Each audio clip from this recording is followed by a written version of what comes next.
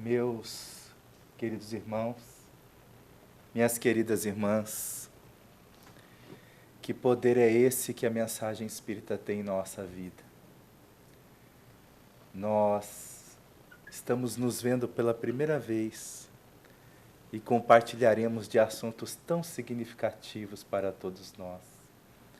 Assuntos que direcionam o motivo de acordarmos todos os dias e de nos fortalecermos na caminhada, na jornada terrestre. É por isso que nós pedimos a Jesus que o seu coração bondoso nos abençoe e nos permita falar tudo aquilo que nós necessitamos ouvir em primeiro momento. Vivemos dias em que a criatura humana, mais do que nunca, está sedenta de sentido existencial. Os rumos pelo qual a humanidade ainda se interessa não são os rumos libertadores do Evangelho de Jesus. Obviamente, não se constitui a generalidade de que todos estão assim, porquanto o mundo tem recebido, graças à misericórdia divina e ao amparo do Mestre Jesus, incontáveis colaboradores que de tempos em tempos têm oferecido ao planeta o candelabro para a libertação e a dissolução de todo o sofrimento.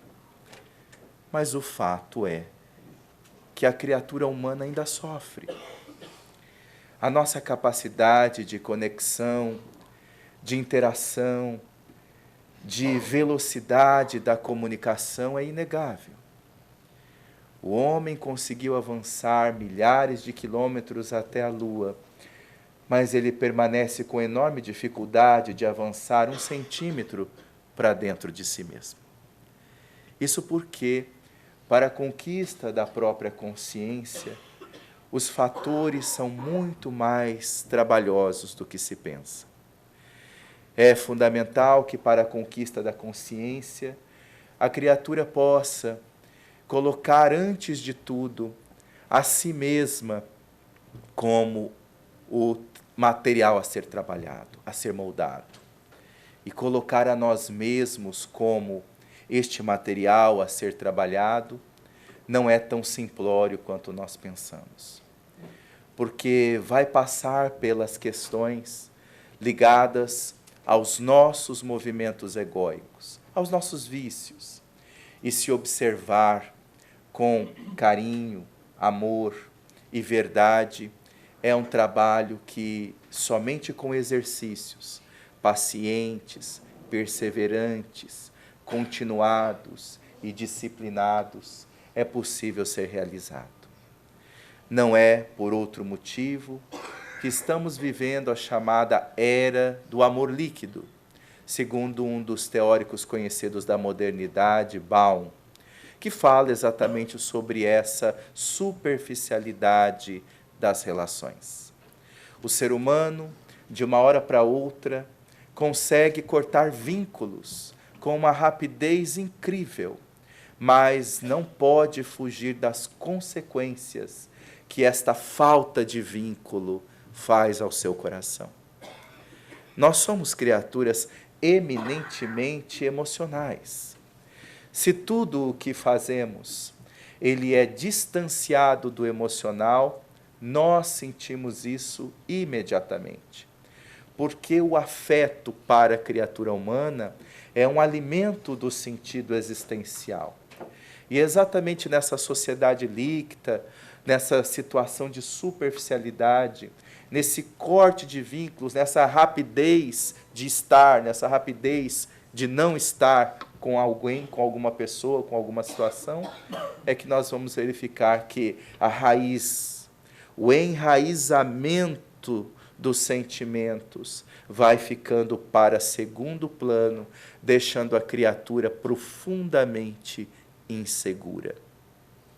A consequência dessa insegurança é que a criatura humana se vê abandonada na existência. Mas não um abandono de companhia, Porque é possível que a criatura humana esteja na multidão, mas se sinta sozinha. É um abandono chamado de abandono existencial. E é exatamente por conta desse abandono existencial que o medo, a fobia, o pânico se instala no painel de suas emoções. Neste momento, então, nós vamos verificar uma pequena história, um koan, uma parabolazinha, que vai nos ajudar a entender como isso funciona dentro das nossas emoções. Um dia, havia um pequeno grão de areia olhando o sol nascer nas fímbrias do horizonte, com seus raios superiores, translúcidos de tanta grandeza, em meio a tantos outros grãos, aquele grãozinho de areia se sentiu profundamente abandonado. A luz do sol penetrava a praia em beleza ímpar, e muitos grãos louvavam a presença de Deus. Mas aquele tolhido pela própria incredulidade dizia a si mesmo: Deus não pode tomar conta de mim. Tudo é tão grande, tudo é tão vasto, há tantas criaturas, eu sou apenas um pequeno grão de areia. Ele olhava as ondas reverenciando a praia com suas franjas alvas, tecidas em beleza incomum, e de tão abandonado quis se jogar na imensidão do mar, para não mais voltar a sentir os raios solares que lhe aqueciam de esperanças as expectativas. Aproximou-se, mas o vento forte, embalando as águas gigantescas, o tragou. Subitamente, ele foi levado para longe da praia. Quando, passado um tempo, estava no fundo do mar, sem a presença direta dos raios, da luminosidade do dia, ele começou a pensar em Deus, pois aquele abandono se aprofundou. Ao invés, porém, de tentar escapar, decidiu fazer uma viagem mais profunda no oceano de si mesmo. Sem dar-se conta, foi ao encontro da concha do medo, e quando nela adentrou, a concha do medo se fechou. Passado um tempo, os raios do sol, continuando a refletir a sua claridade, iluminando a terra, iluminando as águas, iluminou a concha. E eis que ela se abre, tempos depois, em diminuta e preciosa pérola, mas porque era pérola preciosa, as mãos do sábio mergulhador foi ao fundo do oceano e buscou a pequena raridade, trazendo-a novamente para a superfície e colocando-a à disposição dos raios do sol. Nesse momento, o ex-grão de areia, tocado pela luz da vida, disse dentro de si mesmo: ó Pai, hoje eu me sinto profundamente acolhido pelo teu amor, porque sou uma obra vitoriosa da vida. E a pérola vitoriosa, a partir daquele momento, nunca mais deixou de demonstrar o seu valor. A criatura humana sente-se, muitas vezes, como um pequeno grão de areia abandonado na existência. Como se não tivesse rumo, transita entre seus conflitos e suas aflições, sem coragem de buscar a causa de tamanho sofrimento.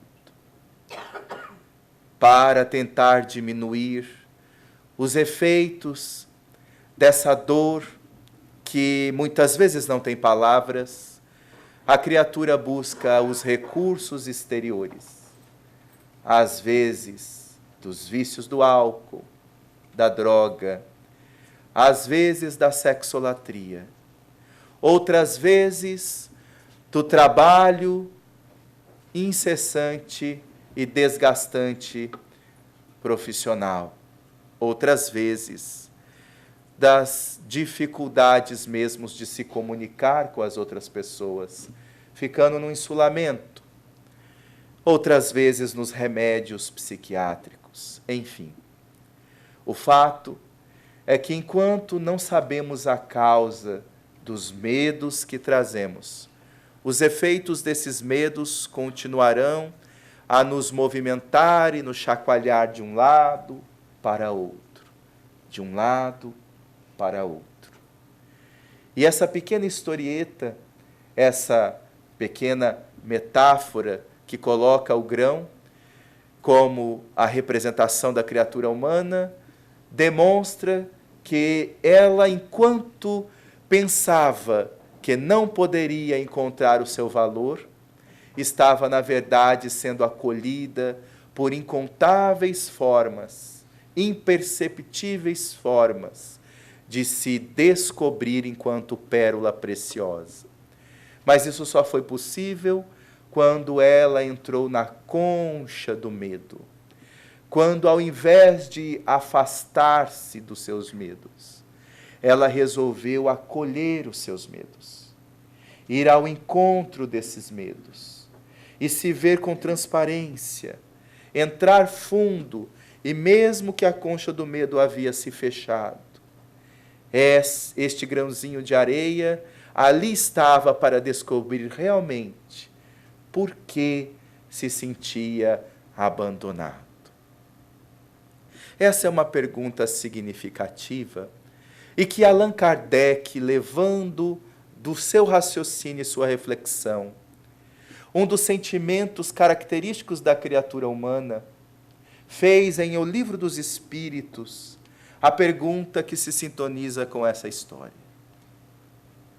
Com cada homem, pessoalmente, Deus se ocupa? Não é ele muito grande, nós muito pequeninos, para que cada indivíduo em particular tenha aos seus olhos alguma importância? E os Espíritos respondem: Deus se ocupa com todos os seres que criou. Por mais pequeninos que sejam, nada para sua bondade é destituído de valor.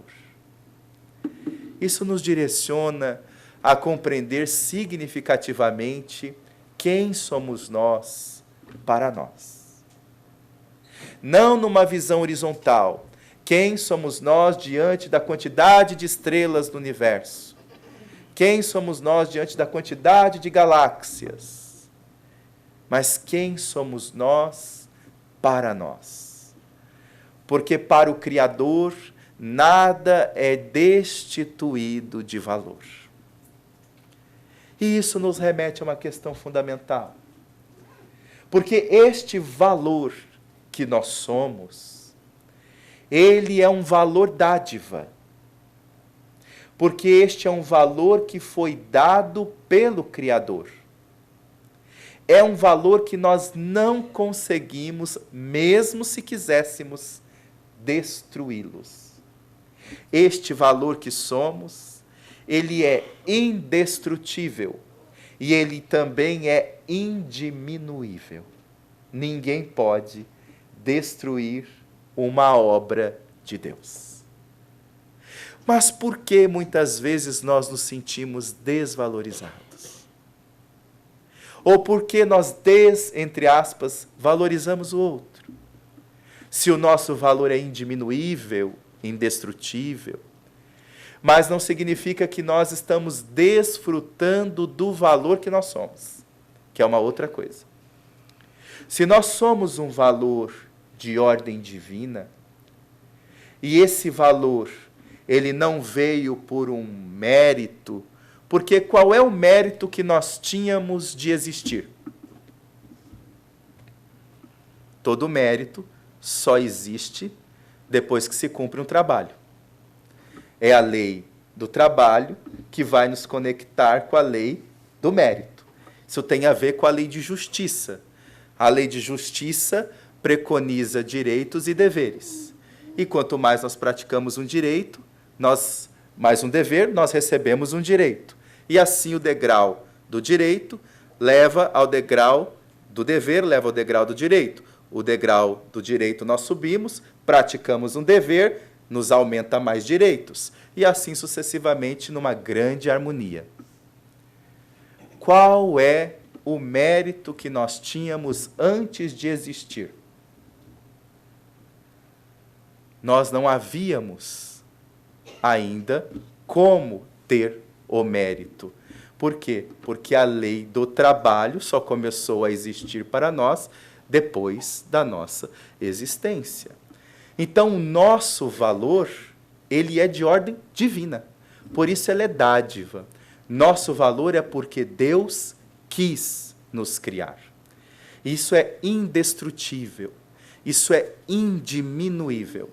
Porém, pode acontecer que mesmo nós, sendo esse valor tão profundo, nós desprezamos o valor que nós somos. Apesar de não conseguir destruí-lo, nós podemos deixar de desfrutar desse valor. E de muitas formas. Quando, por exemplo, nós nos desconsideramos, nós nos culpamos, nós nos sentimos incapazes, nós nos sentimos piores do que os outros, nós nos sentimos melhores do que os outros. São várias formas de nós nos afastarmos do verdadeiro valor que nós somos. E aí nós vamos encontrar na criatura humana, no afastamento desses valores, ou no caso desse valor essencial que nós somos, um dos motivos do seu sentimento de abandono existencial.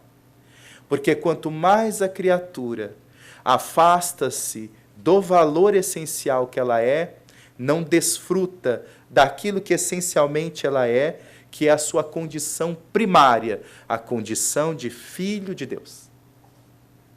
A condição de se sentir filho de Deus. E nessa condição intrínseca de nós nos sentirmos filhos de Deus, é que se inicia todo o processo de verdadeira valorização. Não no sentido de saber que nós somos filhos de Deus. Porque saber que nós somos filhos de Deus não é a mesma coisa do que se sentir filho de Deus. Saber filho de Deus é uma obra do intelecto, às vezes da informação, do conhecimento.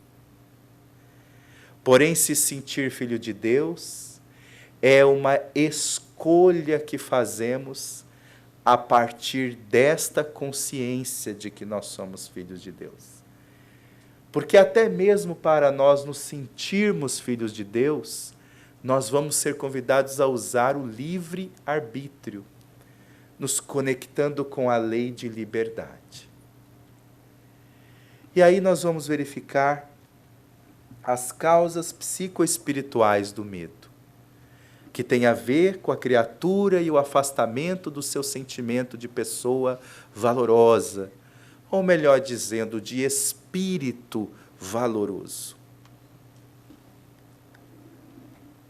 São muitos e bem fortes os medos que trazemos, desde os objetivos até os imaginários, que não têm fundamentos psicológicos, a não ser pelo desconhecimento das leis da vida e pela falta de autoconhecimento, como no caso do medo do desconhecido.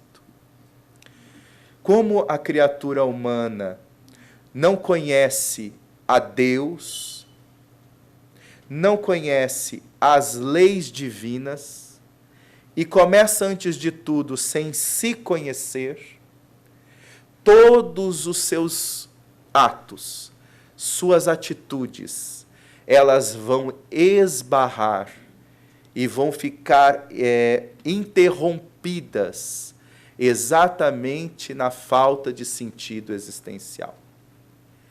E porque a criatura não consegue dar um passo além do que os seus sentidos alcançam, ela não consegue mover os seus sentimentos. E a vida vai ficando como se fosse uma roda gigante, onde ela não produz significado nas coisas que ela faz. E como ela não produz significado naquilo que ela faz, aquele vazio existencial vai se transformando no chamado abandono existencial. Porque para tentar ter significado, ela compra coisas, faz muitas coisas, inventa coisas, faz parte de grupos, cria várias coisas do WhatsApp, coisas muitas do Facebook, coisas. Mas como não consegue se preencher, ela não pode dar o alimento que lhe alivia o coração.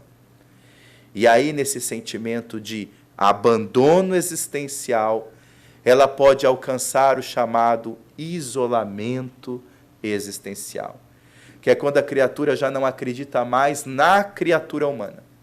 Ela não acredita nos sentimentos da criatura humana. E ela começa a dizer, não existe o amor, não existe mais nada, não existe coisa alguma. E, obviamente, ela está com muito medo. E aí, no caso, é o desconhecimento das leis da vida. Não sabe quem ela é, nem de onde veio, nem o que realmente, para onde ela vai.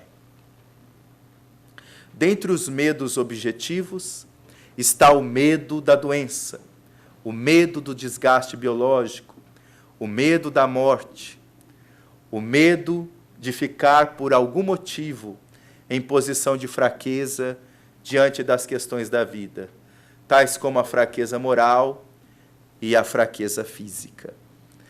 Todos nós temos esses medos. Em um nível maior ou um nível menor, nós trazemos esses medos. Podemos dizer, de uma maneira superficial, que não. Eu não tenho esses medos que o slide apresenta. Mas é porque nós não estamos nas posições em que somos provados.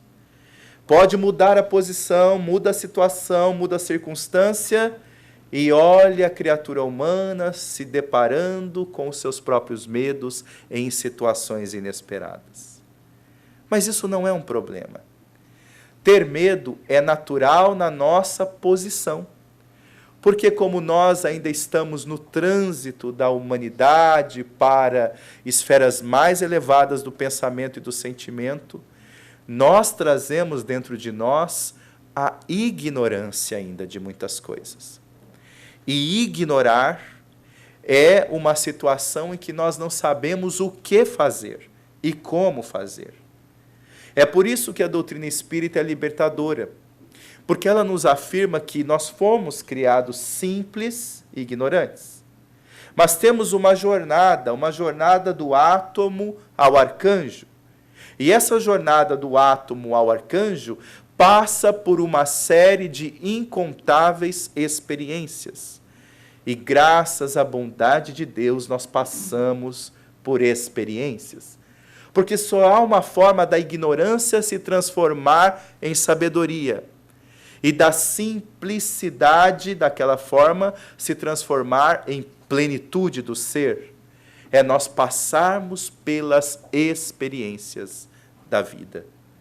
Agora, a diferença é como a criatura humana passa por essas experiências. Existe uma forma de passar pela experiência, que está na resposta da pergunta 115 do Livro dos Espíritos. No qual os Espíritos dizem que uns passam submissos e outros passam murmurando pelas provas da vida. Aqueles que passam submissos são aqueles que desenvolveram o sentimento de aprendiz. Porque as experiências da vida, as circunstâncias da vida, não são opositoras dele. São, na verdade, recursos que a providência divina traz para o seu crescimento. Então, quando eu passo por uma experiência com sentimento de aprendiz, eu posso ter dois tipos de aprendizado. O chamado aprendizado, experiência, aprendizado, e experiência, êxito. O que é experiência aprendizado? O que é experiência êxito? Quando eu passo por uma situação, uma provação, e eu já tenho recursos internos de passar por aquela provação bem, de superar a situação bem, é porque essa conquista já foi feita dentro de mim. Então eu passo como uma experiência êxito.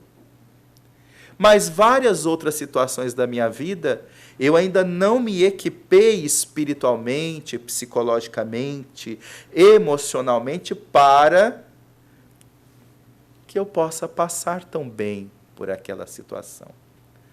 Por isso a situação chega, para que eu possa fazer os esforços de superá-la. E quando eu não consigo superar essa situação da melhor maneira, eu muitas vezes me sinto fracassado. Mas do ponto de vista profundo, Deus não criou mapa de derrota na criatura.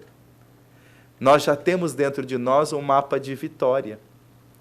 Então, diante das situações em que eu passo, mas eu não passo bem, porque eu fico revoltado, porque eu murmuro, conforme a resposta da pergunta 115, eu ali, naquele momento, eu tenho um processo de rebeldia. Mas se o meu sentimento de aprendiz, que é o sentimento que vai me auxiliar a lidar com as experiências, ele é trabalhado, ele é exercitado dentro de mim, mesmo quando eu me equivoco, mesmo quando eu erro, eu posso aprender com os meus próprios erros. A partir do momento que eu aprendo com os meus passos equivocados ou os meus próprios erros, eu adquiro naquele exato momento uma experiência aprendizado. E depois que eu adquiro uma experiência aprendizado, eu faço esforços para ir para a experiência êxito. Então, do ponto de vista do circuito das oportunidades, eu sempre posso, em qualquer situação, adquirir aprendizado. E isso já é uma vitória. A vitória não é eu acertar sempre, porque na minha condição humana, quem garante que eu vou acertar sempre? Mas eu posso sempre aprender. Então, a criatura humana que conhece realmente os motivos dela sobre as questões que ela traz, de medo disso e de medo daquilo, ela jamais vai se forçar a ir contra os seus medos, combater seus medos, brigar com seus medos. Ela vai aprender o que os medos estão querendo demonstrar. Porque o medo é alguma coisa que está mostrando alguma coisa por trás. Nós não temos medo do medo, nós temos medo de alguma coisa. Esse alguma coisa por trás é que é importante descobrir. E aí continua. De que condição surge o medo? Psicologicamente, o medo está ligado à ignorância em relação à vida, que gera insegurança. Contudo, em nível mais profundo, as suas causas remontam a algo muito mais significativo para o espírito imortal. E o que seria isso? Reflitamos um pouco. Nós, espíritos imortais, estamos abandonados? Sim ou não? Não. Isso nós sabemos com a força do intelecto, ok?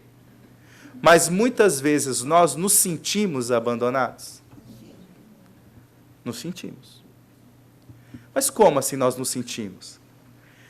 Na situação em que nós somos colocados num dilema, numa prova, e que eu fico num estado de enorme ansiedade, por exemplo, a ansiedade. A ansiedade é aquele sentimento em que a criatura não está no presente. Ela está como? Querendo antecipar o quê? As coisas. Mas por que ela não está segura no presente? Está querendo antecipar as coisas que ainda nem chegaram. Porque ela está segura? Porque ela está insegura. Mas insegura com o quê? Insegura com uma questão apenas material, apenas situacional? Não. Tem pessoas que vivem um estado de ansiedade quase que 24 horas por dia. Esse estado de ansiedade não é apenas aquela ansiedade de um episódio específico. É uma ansiedade já instalada na relação dela com a vida. Porque nós estamos, nesse exato momento, tendo uma relação com a vida, tendo uma relação com o Criador. Vocês já conheceram pessoas que disseram assim, olha, eu vou colocar uma coisa para você, eu acho que a vida não gosta de mim. Tem pessoas que dizem isso. Quando a pessoa diz uma coisa desse tipo, eu acho que a vida não gosta de mim. Na verdade, ela não está dizendo que a vida, porque a vida não é algo que eu possa achar. Onde é que está a vida em si? Na verdade, ela está dizendo algo mais profundo do que apenas a vida não gosta de mim. Lá, no inconsciente ou no subconsciente, ela está dizendo que o Criador da vida não gosta dela. Porque quem é que fez a vida? Então é como se a criatura dissesse assim, olha, Deus me abandonou. Deus me deixou. Tem pessoas que, e nessas ideias que parecem fragmentadas, mas elas têm toda uma raiz, nós vamos encontrar, por exemplo, não sei o que vai ser da minha vida, é uma frase. A vida não gosta de mim. Meu futuro, não sei mais o que vai ser do meu futuro. Essas pequenas frases, elas representam o que está por dentro. Porque Jesus disse, da abundância do coração, fala a boca. Então, nós vamos verificar aqui, não, mas nem sempre sabemos disso em nossa intimidade. Para não nos sentirmos abandonados, somos convidados à conexão com o Criador. Se dele estamos desconectados, nos sentimos desamparados, apesar de verdadeiramente ele nunca se afastar de nós e nos abandonar.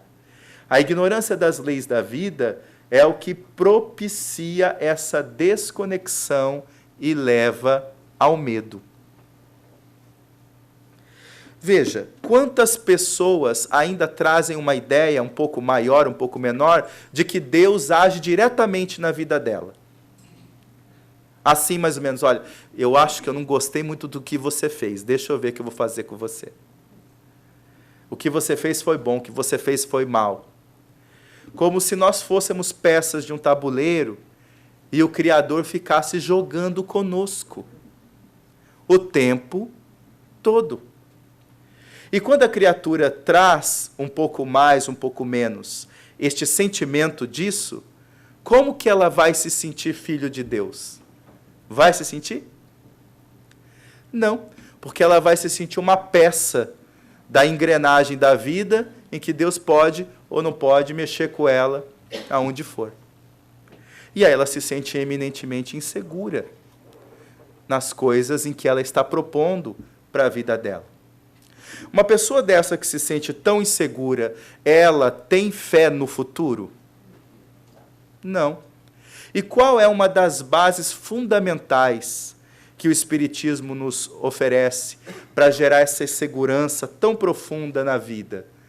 É que nós, como espíritos imortais, já não precisamos ter uma ideia sobre o futuro. Porque o espírita, ele não tem crença na vida futura. O espírita, ele tem convicção. Qual a diferença entre crença e convicção? A crença é uma coisa que, olha, eu acho que daquilo que eu conheço pode ser que sim. E a convicção?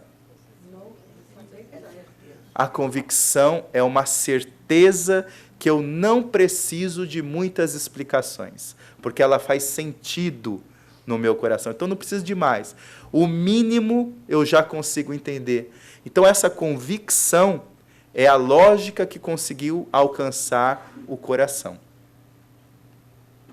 Como já vimos, o medo primário natural vem do instinto de conservação, que gera para a manutenção da vida a resposta luta e fuga. Em uma situação de perigo real, se não sentirmos medo, vamos expor a nossa integridade física, submetendo-nos a riscos desnecessários, que podem culminar na desencarnação prematura. Assim, esse medo é útil e benéfico. É lógico. Já pensou nós sairmos aqui do centro, tem uma situação ali acontecendo, um tiroteio, e eu, não, sou filho de Deus, não tenho medo, não tenho medo, não tenho medo. E vou. Vou porque eu não vou levar bala, não vou levar bala. As leis divinas, elas não se competem, elas se cooperam. Então é mais ou menos assim. Dentro da lei da física, se porventura o indivíduo mirar o revólver na sua direção, e ele dá aquele clique e a bala sair, não tem como a lei da física fazer a bala fazer assim, porque está na sua direção. Então, na lei da física, a bala vem. Aí você vai dizer, mas vai que o mentor tira, não é? Olha, eu não vou dizer que seja assim algo que não há essa talvez possibilidade, mas até onde nós sabemos, este tipo de ação das leis que nós compreendemos, nós sabemos que elas não se competem. Então, se acontecer algum caso extraordinário desse que a bala veio, parou e saiu, por favor, catalogue, porque é a única coisa no mundo que deve ter acontecido. Até hoje não aconteceu. Então, as leis elas não se competem. Então, se nós estamos num processo de real coragem dentro de nós, nós não vamos abusar das questões da vida e sermos levianos. Não, porque eu tenho muita fé, eu não vou usar cinto de segurança. Parece até uma história pitoresca. Diz que tinha uma pessoa que ele era assim. Ele tinha uma fé enorme e pegou o carro e foi numa dessas highways da Flórida da vida. Só que ele foi muito mais. Aí ele estava lá nos 100 quilômetros e o mentor estava do lado. E ele, muito bem, graças a Deus, porque o Espírito benfeitor está do meu lado, não vai acontecer nada. 110, 115. E, de repente, quando foi lá 130 e pouco, aquele acidente, desencarnou. Desencarnou, aí chegou no mundo espiritual completamente indignado. E lá estava o benfeitor esperando o amigo indignado. Quando ele chegou completamente indignado, já com a situação de suicídio indireto, e aí ele foi reclamar com o benfeitor. Chegou até ele e disse, mas como? Você disse que estaria sempre ao meu lado, me protegendo. Eu estava a 110, 115, e você não estava. Ele falou, quando você chegou a 120, eu pulei do carro. Eu é que não vou ficar. Porque onde já se viu benfeitor desrespeitar a lei de trânsito, imagina. Espírito superior, cumpre regra, lógico, cumpre as leis. Então a gente vai ver que a criatura ela quer abusar muitas vezes, quer ir para um caminho, quer ir para o outro. Não tem como. É respeitar profundamente as duas leis. A lei de conservação, porque a questão deste medo natural, mas respeitar uma outra lei profundamente também, que é a lei do progresso. E na lei do progresso, eu, enquanto consciência, sou convidado a progredir na minha relação com Deus, na minha relação com a vida, superando os medos psicológicos que eu trago em relação a tantas coisas que, mesmo com o conhecimento espírita, eu posso estar ainda vinculado. Quando, porém, nos sentimos abandonados, desconectados do Criador, começamos a desenvolver o medo patológico. Por isso, há a necessidade de reconhecermos a nossa fragilidade, para que haja a conexão com o Criador. Ao reconhecê-la, entraremos em contato com os nossos medos. Este contato pode se dar de duas formas, egóica e essencial. Egóica nós já sabemos, é aquela que vai produzir o pânico, a fobia, o medo de várias formas. Mas entrar em contato de forma essencial é, antes de tudo, reconhecer a nossa fragilidade. O apóstolo Paulo de Tarso tem uma frase que nos ajuda a entender. Ele diz assim: tudo posso naquele que me fortalece. Mas quando nós meditamos na essência da frase, isso nos remete a muitas questões psicológicas. Por exemplo, tudo posso naquele que me fortalece. Será que o apóstolo está falando que nós tudo podemos sobre todas as outras pessoas? Será que o apóstolo está dizendo que nós tudo podemos sobre as coisas e circunstâncias da vida? Nós podemos controlar situações? Podemos controlar circunstâncias? Nós temos o poder de parar o tempo, mudar o tempo? Não. Então, esse tudo posso, se não está na dimensão das outras pessoas e não está na dimensão das circunstâncias, esse tudo posso só pode estar aonde? Dentro de nós. Mas aí ele complementa, naquele que me fortalece. Olha que interessante. Eu só posso realmente me entregar àquele que me fortalece se antes eu reconhecer que eu trago fragilidades. Se eu não reconhecer que eu trago fragilidades, eu vou querer me fortalecer? Eu vou achar que eu sou forte. E aí eu fico na ilusão de que eu sou forte, eu não me abro para ser fortalecido. E o que é reconhecer a fragilidade? É como a historinha da concha, do grãozinho de areia que foi para a concha do medo. Quando o grãozinho de areia entra na concha do medo, ele reconhece as fragilidades que ele traz. Uma das formas mais complexas e mais ineficazes de lidar com medo é negá-lo. Outra forma é combatê-lo. Nós não estamos aqui para negar ou combater o nosso chamado lado sombra. O nosso lado sombra não é um erro no universo. O nosso lado sombra é uma consequência da luz que ainda não foi colocada no lugar. Allan Kardec, em A Gênese, explica isso com propriedade. O que é o mal? O mal, na verdade, não é uma existência. O mal é uma ausência do bem. Esse é um conceito muito libertador. Eu posso pegar, por exemplo, um aparelho que vai medir o nível de intensidade da luz dessa sala. Existem aparelhos que conseguem medir o nível de intensidade da luz de um ambiente. Mas não existe aparelho que consegue medir o nível de intensidade da escuridão. Porque a escuridão é a ausência da luz. Como o frio é a ausência do calor. Então imaginemos nós entrando numa caverna muito, muito, muito profunda. Bem escura. Por mais que a escuridão esteja naquela caverna, se eu acender um fósforo, faz luz? E a grande escuridão daquela caverna entra na luz do fósforo? Sim ou não? Tem como entrar? Porque a escuridão é ausência. Ela não é uma coisa que existe. Então, os nossos medos, eles não são algo existencial. É alguma coisa que eu não coloquei no lugar. Quando eu não coloquei a confiança, quando eu não trabalhei os valores da coragem, quando eu não desenvolvo os valores da fé e outras tantas virtudes, alguma coisa vai ficar no lugar. Aquilo que é a ausência daquilo. Então, por exemplo, a pessoa que é vaidosa, aquela vaidade na pessoa é a ausência de humildade.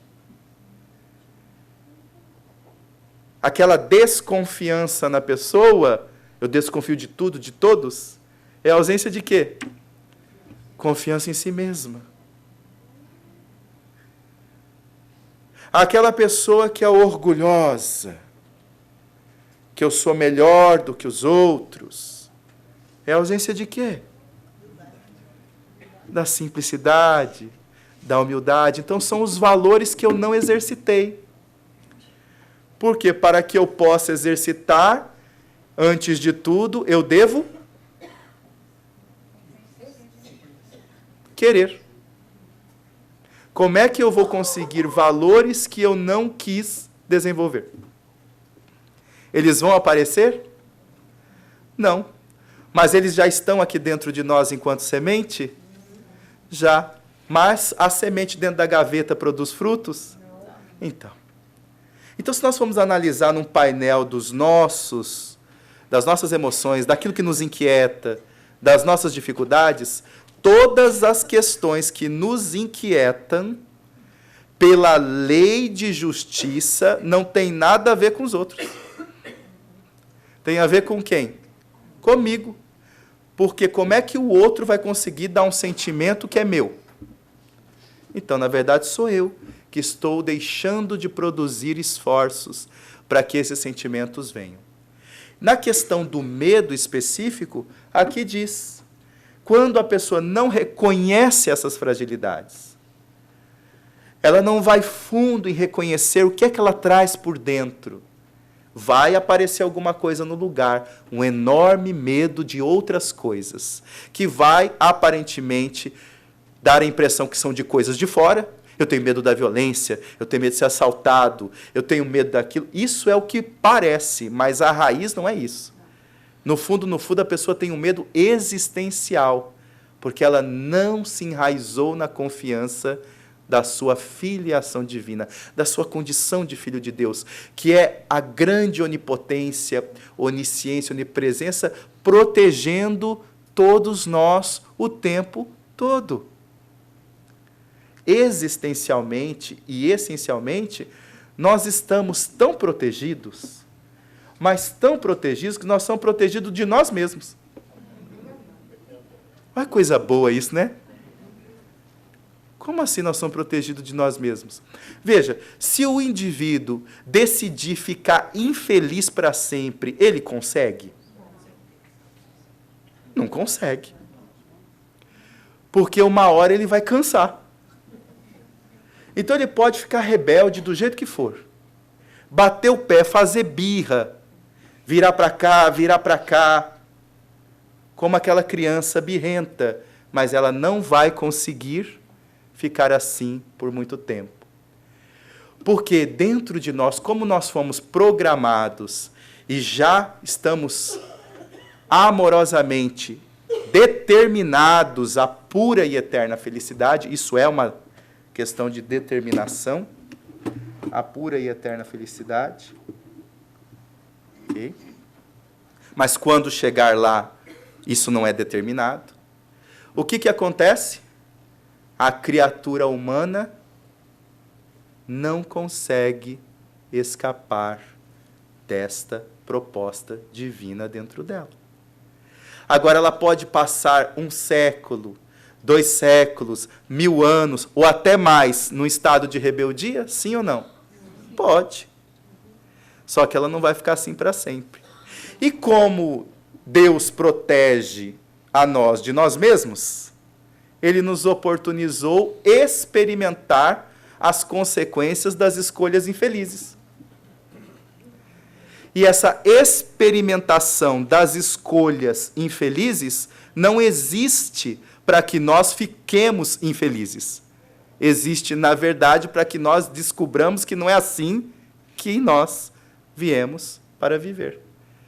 E aí esse tédio, esse cansaço, quando cansa, por primeira vez, muitas vezes, a criatura, naquele momento, vai querer mudar os rumos da sua própria vida. Então, olha só a questão. Na forma egóica, devido aos hábitos de utilizar o instinto de defesa, queremos nos proteger do contato com os medos. Assim, ao invés de o reconhecimento da fragilidade nos auxiliar, fazendo-nos sentir um amparo de Deus, trilhamos o caminho oposto, desenvolvendo a síndrome do medo.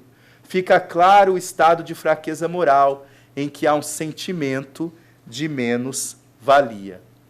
Somos convidados a buscar a forma essencial de lidar com o sentimento de fragilidade, na qual o contato com os medos, que todos possuímos em menor ou maior grau, é realizado pelo mergulho interior na própria fragilidade, para nos sentirmos fortes, porque o fortalecimento não virá da luta do instinto de defesa contra o medo, mas sim da confiança de que não estamos abandonados, na certeza de que estamos protegidos por Deus e que não necessitamos entrar num sentimento de autoproteção onipotente, numa tentativa vã de nos proteger.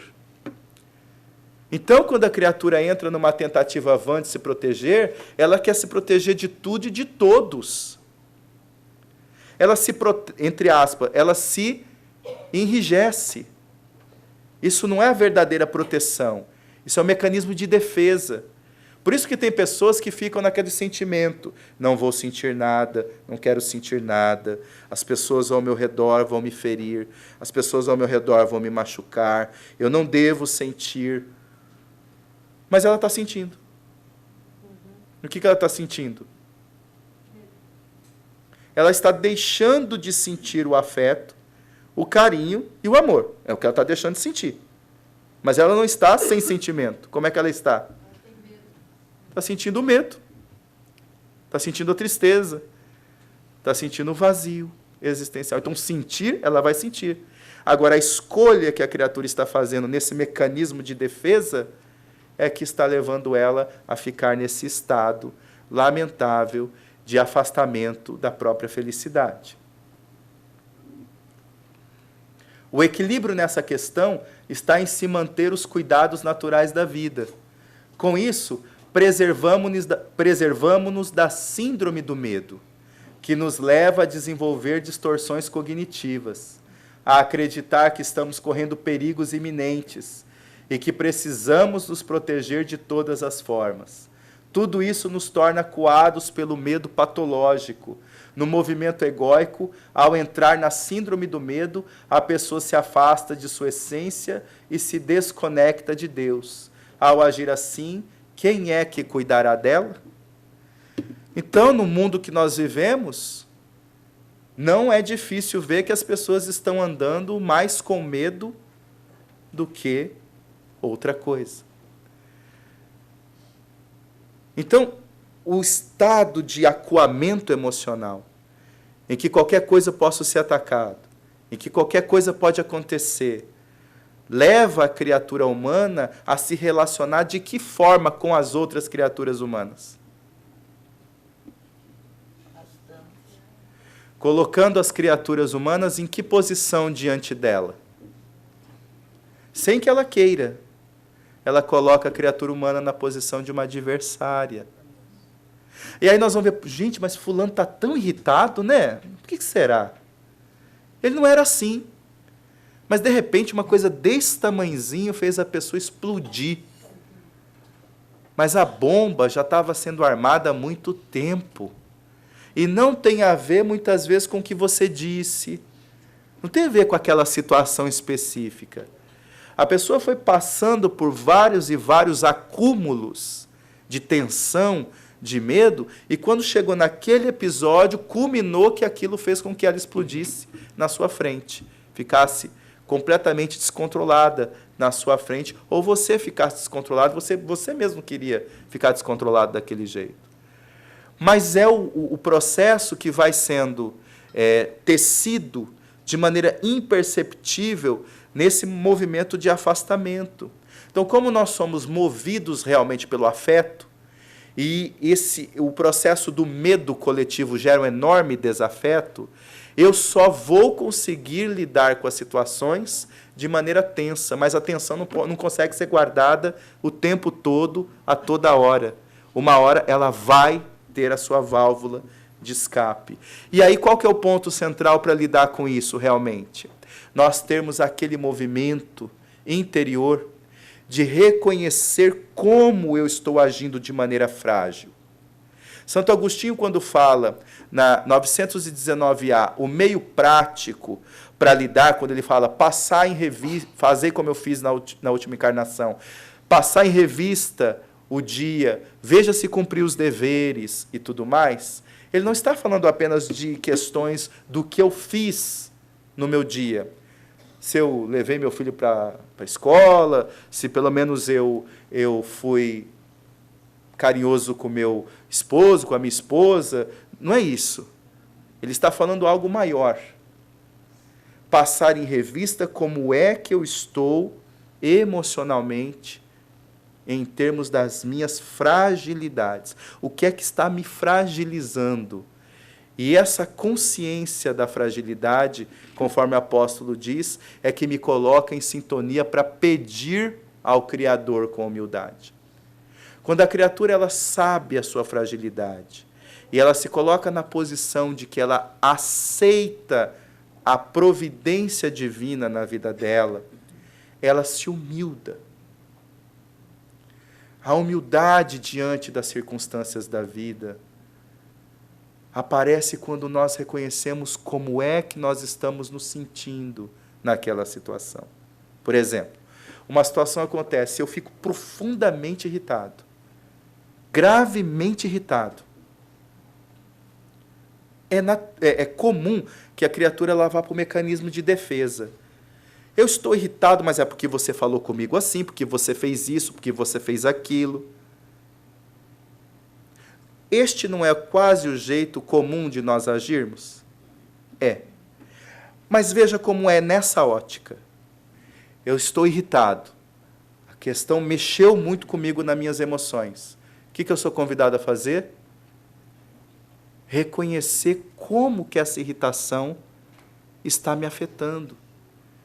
E não começar a colocar isso para o outro, porque o outro fez, porque o outro é responsável. O que eu estou sentindo é responsabilidade minha. Então eu vou começar a lidar com as minhas fragilidades de uma maneira muito mais responsável.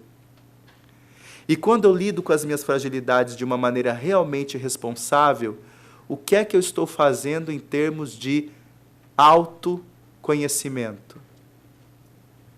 Eu estou colocando o autoconhecimento a serviço da minha autotransformação. Eu realmente reconheço como eu estou me sentindo, da forma como eu estou me sentindo, e a partir disso eu vou fazer escolhas para trabalhar este meu sentimento. Porque enquanto eu reconheço o que estou sentindo, mas eu transfiro isso aos outros, eu vou ficar na situação de prisioneiro das minhas emoções egóicas. Eu não vou transformá-las. Somente conectados com a essência divina que somos e com Deus, desenvolveremos a vontade de cuidar de nós mesmos verdadeiramente na medida exata, nem mais, nem menos.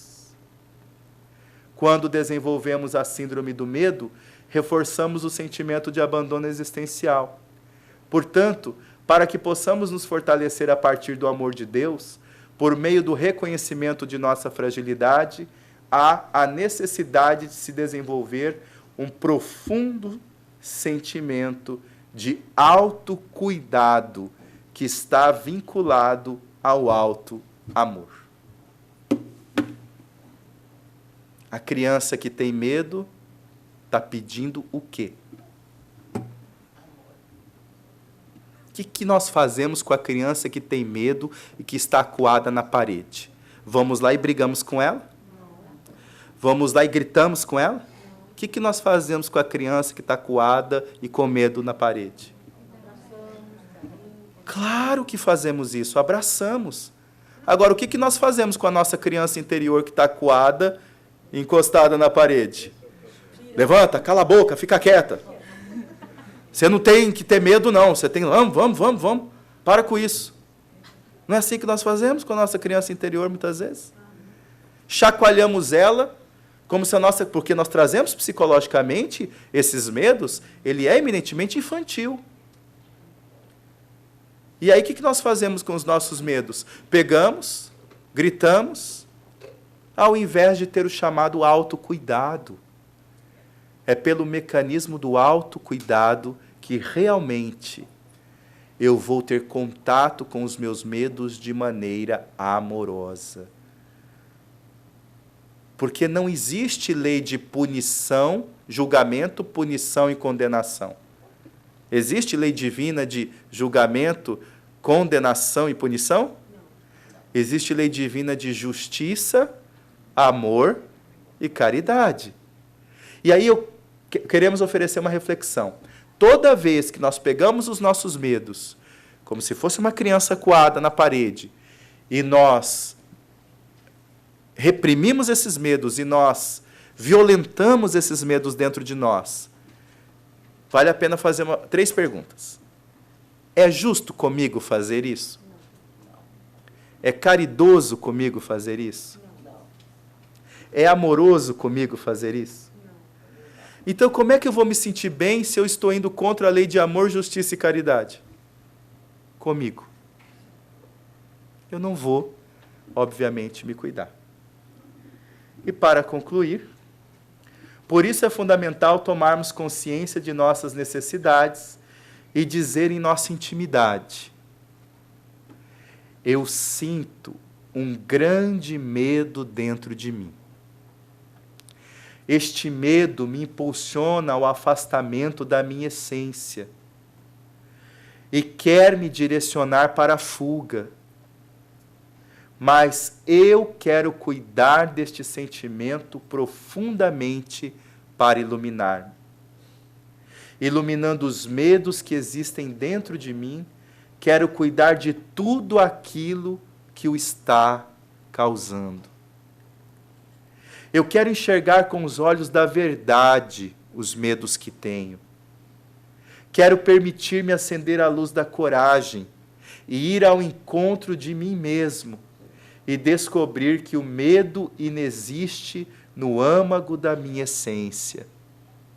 Nesse nível, somente existe a presença amorosa de Deus. Isso aí. Que a bondade de Deus nos abençoe e nos coloque em profunda confiança com seu amor. Gratidão.